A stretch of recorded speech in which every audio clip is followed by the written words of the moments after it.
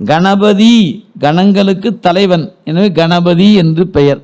இதெல்லாம் பெயர் காரணமாக சொல்லப்பெறுவது.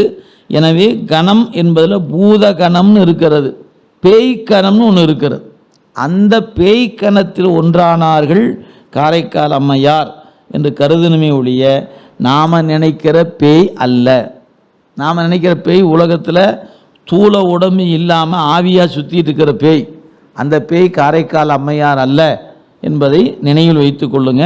அந்த சொல் ஒரே சொல்லாக இருப்பதனால நம்ம ஒரு மயக்கம் இருக்கிறது, அதை மட்டும் வச்சுக்கோ. அப்போ புல்லாகி பூடாய் புழுவாய் மரமாகி பல்விருகமாய் பறவையாய் பாம்பாய் கல்லாய், இது சந்தேகத்துக்குரியன கல்லாய் என்பதில்.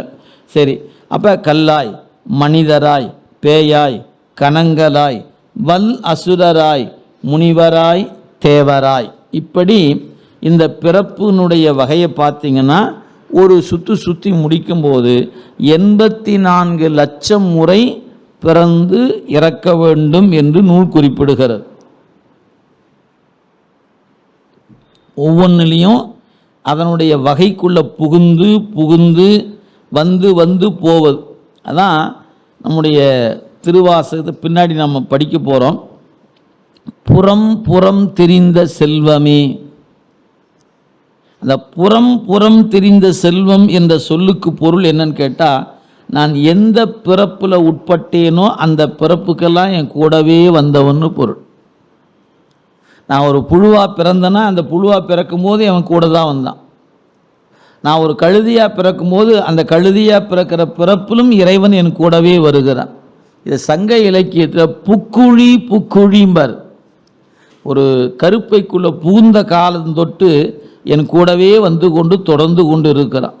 என்னை தொடர்ந்து வந்து கொண்டே இருப்பவன் இறைவன் என்பது தான் மணிவாசகர் அங்கே குறிப்பால் உணர்த்துகிற செய்தி அதுதான். சரி, எனவே அந்த வகையில் இந்த பிறப்பின் வகைகள் எண்ணற்ற நிலையில் கோடான கோடி பிறப்புக்கு உயிர்கள் உட்படுகின்றன. இதை ரெண்டாக பிரிச்சுக்கலாம். எது? அசைந்து இடம் விட்டு இடம் பெயர்கின்ற உயிரினங்கள், இடம் பெயராது இருக்கின்ற உயிரினங்கள். தாவரம் முதலானவை ஒரே இடத்துல இருப்பன, மற்ற எல்லாமே இடம் விட்டு இடம் பெயர்வதான். அதெல்லாம் சொன்னார், செல்லா நின்ற இத்தாவர சங்கமத்துள். செல்லா அப்படிங்கிற சொல்லுக்கு செல்லாதன்னு பொருளுங்க, செல்லுகின்றன்னு அர்த்தம். செல்லுகின்ற அந்த ஆ என்பது அதை அந்த சொல்லோட சேர்த்து படி. செல்லா நாளும் இந்த பிறப்புக்குள்ளே சென்று கொண்டிருக்கின்ற எது? இத்தாவர சங்கமம். தாவரம் ஓர் இடத்தில் இருப்பது, சங்கமம் இடம் விட்டு இடம் பெயர்வது. அப்போ உயிர்களுடைய பிறப்பு வகையை ரெண்டாக பிரிச்சிங்கன்னா, ஓரிடத்தில் இருக்கிற உயிராக இருப்பது, இடம் விட்டு இடம் பெயர்வது. பறவை, விலங்கு, மனிதன் எல்லாமே இடம் விட்டு இடம் பெயர்றவர்கள் தான். நாம் எல்லாமே அவங்கவுங்க ஒரு வரலாற்றை திருப்பி பார்த்தீங்கன்னா, எங்களுடைய முன்னோர்கள் வேறொரு பகுதி இருந்தாங்க, இந்த ஊருக்கு தொழில் காரணமாக வந்தாங்க, அவங்க தங்கிட்டாங்க, இப்போ எனக்கு இதுவே ஊராயிற்று. இப்படி எத்தனையோ பேர், நிறைய பேர் இடப்பெயர்ச்சி அப்படின்னு நான் பார்க்குறோம். இப்படி பறவைகள் கோடை காலத்துக்கும் குளிர்காலத்துக்கும் மழை காலத்துக்கு ஏற்ப இடம் விட்டு இடம் பெயர்வதை பார்க்கிறோம். விலங்குகள் இடம்பெயர்வதை பார்க்கிறோம்.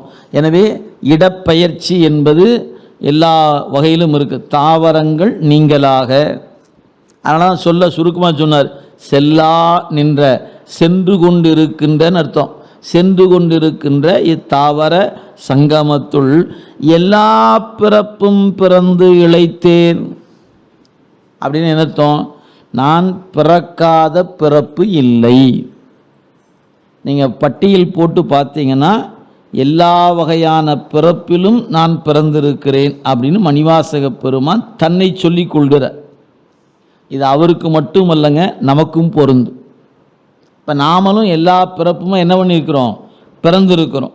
சரி, எல்லா பிறப்புமா பிறந்திருக்கக்கூடிய நிலையை நம்முடைய பட்டினத்து அடிகள் 11ஆம் திருமுறையில் கொடுத்துருக்கிறார். நான் முதல் வகுப்புலேயே உங்களுக்கு சொன்னேன். அதாவது அந்த தொல்லை இரும்பிறவி சூழும் தலை நீக்கி அப்படிங்கும்போது பிறப்பின் வகையை சொல்லும்போது ஒரு குறிப்பு சொன்னோம். நினைவுபடுத்துக்காக சொல்லணும்னா, என்னை தின்னாத உயிர்கள் இல்லை, நான் தின்னாத உயிர்கள் இல்லை. என்னை பெற்றெடுக்காத தாய் இல்லை, நான் பெறாத தாய் இல்லை. எல்லா உயிரையும் நான் பெற்றெடுத்திருக்கிறேன், எல்லா உயிரும் என்னை பெற்றெடுத்திருக்கிறது. தனித்தனியாக பாட்டில் சொல்றார், எல்லா உயிருக்கும் தனித்தனி தாயாய், எல்லா உயிரும் எனக்கு தனித்தனி தாயாய், எல்லா உயிருக்கும் தந்தையாய், எல்லா உயிரும் எனக்கு தந்தையாய். அப்படின்னா எத்தனை கோடி பிறப்பு கணக்கே போட முடியாதுங்க. சைபர் சைபர் சைபர் சைபர்னு போட்டால் சைபரை சொல்லி கூட்டி சொல்ல முடியாது. சைபர் அது ஏன் ஒரு சுற்றுக்கு 84 லட்சம். நீங்கள் சும்மா ஒரு கற்பனையில் வச்சுக்குவோம், 84 லட்ச உயிர்கள் எனக்கு தாயாக இருந்தன. அப்போ ஒரு பிறப்பு தாயாக இருப்பதிலே 84 லட்சம் உயிருக்கு நான் எனக்கு அது தாயாக இருந்திருக்குது. சரி, 84 லட்சம் உயிருக்கு நான் தாயாக இருந்திருக்கிறேன், இன்னொரு 84 லட்சம் சேர்த்திக்கணும். சரி, எல்லா உயிருக்கும் நான் தந்தையாக இருந்திருக்கிறேன், நானும் எனக்கு அது தந்தையாக இருந்துச்சு. இப்போ 84 லட்சம் ஆச்சு. சரிங்களா? அதுக்கு அடுத்தது, என்னை தின்னாத உயிர்கள் இல்லை, நான் தின்னாத உயிர்கள் இல்லை அப்படின்னு போட்டோம்னா எத்தனை மடங்கு சேர்த்துவதுன்னு தெரியல. இது ஒரு சுத்துக்கு எத்தனை சுற்றி இருக்கிறோம் தெரியல. அதனால தான் மிகப்பெரிய அருளாளர்கள் எல்லோருமே பிறப்பை பற்றிய சிந்தனையில் அவங்க ஆட்படுகிற பொழுது பயந்து போனாங்க. கடவுளே வேண்டாமடா சாமி, இன்னொரு பிறப்பு எனக்கு வேண்டாம், இந்த பிறப்பே எனக்கு முடிந்த பிறப்பாக இருக்கட்டும் என்று கதறுகிறார்கள். நமக்கு இந்த கணக்கும் தெரியல, இந்த உண்மையும் தெரியல. எனவே நம்ம கவலை இல்லாத மனிதர்களாக இருக்கும். நாம் யாராவது பிறப்பை நினச்சி கவலைப்படுறோமா என்ன? ஏங்க கவலையாக இருக்கிறீங்க, இன்னும் எத்தனை பிறப்பு பிறக்க போகிறது தெரியலீங்க அப்படி நினச்சா கவலைப்பட்டுட்டு இருக்கிறோம்? ஒரு வயவும் கிடையாது. அது வந்தால் பார்த்துக்கலாம் விடுங்க, எங்கே போயிட போதும் அப்படின்னு கவலைப்படாமல் உட்கார்ந்துருக்குறோம். ஆனால் ஞானிகள் அதை நினைந்து நினைந்து கதறுகிறார்கள். அவங்க பாடல் பூரா நீங்கள் பட்டினத்தார் பாட்டு எடுத்து படிங்க, அருணகிரிநாதர் படிங்க, நம்முடைய தாயுமான சாமியுடைய பாட்டு, எல்லா ஞானியும் பிறப்பை பற்றி சொல்லுகிற பொழுது கதறி இருக்கிறாங்க. ஏன்? அவங்களுக்கு அது தெரிஞ்சதுனால கதறாங்க. நமக்கு தெரியாததுனால நம்ம அனுபவிப்பதற்காகவே பிறந்திருக்கிறோம். எனவே அனுபவி ராஜா அனுபவி அப்படின்னு நினச்சிட்டு கவலைப்படாமல் இருக்கிறோம். சிந்தனையில் வைத்து கொள்ளுங்க. இது ஒரு சுழற்சி. இது சுழற்சியில் ஒரு சுழற்சி அல்ல, இது எத்தனை சுழற்சிக்கு உட்பட்டு இருக்கிறோம் என்று இன்னைக்கு வரைக்கும் நமக்கு தெரியாது. இன்னும் எத்தனை முறை சுத்த போகிறோன்னு தெரியாமல் உட்காந்துருக்கிறோம். அதான் எத்தனை எத்தனை அன்னையோ, எத்தனை எத்தனை தந்தையோ, இன்னும் எத்தனை எத்தனை ஜென்மமோ பட்டினத்தடிகள். எத்தனை எத்தனைனா அடுக்கத்தோட பெருக்கல் போட்டுக்கொண்டுதான் நீங்கள் எத்தனை கோடி பிறப்பு இன்னும் பேலன்ஸ் இருக்குன்னு தெரியலங்கிறார். எனவே இவையெல்லாம் நம்ம அறிவுக்குள்ளே நிற்கணும். அப்போ தான் உங்களுக்கு இறை நோக்கிய தேடல் வரும். கடவுளை ஏன் கும்பிடணும், சாமி எதுக்கு தேவை, நான் இன்னொரு கருப்பைக்கு செல்லாது இருக்க வேண்டும் என்றால் கடவுள் தேவை என்ற அறிவு அப்போ தான் வாய்க்கும். இல்லைன்னா இவங்கெல்லாம் வேலை பொழப்பு இல்லாமல் சாமி சாமின்னு ஊரை சுற்றிட்டு இருக்கிறாங்க. போய் பொழப்ப பாரியா அப்படிம்பாங்க. சாப்பிட்டோமா வாழ்க்கையை ஓட்டணுமான்னு விட்டு போட்டு அதை விட்டு போட்டு சாமியாமா சாமியான்னு சும்மா சுற்றுனா போயிருமா என்ன? இறைவனை தவிர வேற யாரும் கை கொடுத்து ஒருத்தரும் இல்லை, மறந்துடாதீங்க.